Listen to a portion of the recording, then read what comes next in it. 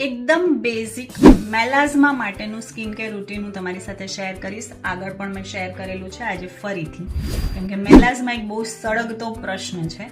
સૌથી પહેલાં તો જેન્ટલ ક્લિન્ઝર લઈશું. આપણે કોઈ પણ એક્સફોલિએશનવાળા હાર્શ અથવા તો સ્ક્રબ બીટ્સવાળા ફેસ વોશ નથી વાપરવાના.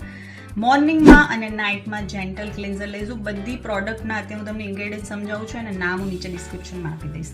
સેકન્ડ, સવારમાં આપણે વિટામિન સી વાળું ફેસ વોશ વાપરશું. એ અગેન એન્ટીઓક્સિડન્ટથી ભરપૂર હોવાથી તમારી સ્કિનમાં ગ્લો પ્રોવાઈડ કરશે, લાઇટનિંગ ઇફેક્ટ પણ આપશે, એટલે જે તમારા ડાર્ક સ્પોટ થઈ ગયા છે એને પણ લાઇટ કરવામાં મદદ કરશે અને વિધિન ગ્લો આપશે.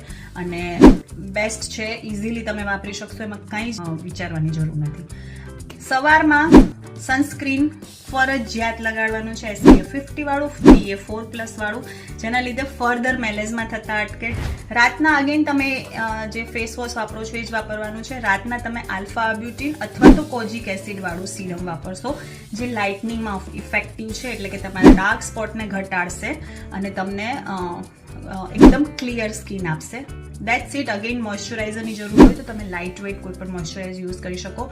આ ક્વિક ફિક્સ નથી. આ સ્કિન કેર રૂટીન તમારે અપનાવવું પડશે 3 મહિના 4 મહિના, તો તમને રિઝલ્ટ મળશે. તમારો કોઈ પ્રશ્ન હોય તો જરૂરથી મને કોમેન્ટમાં જણાવો.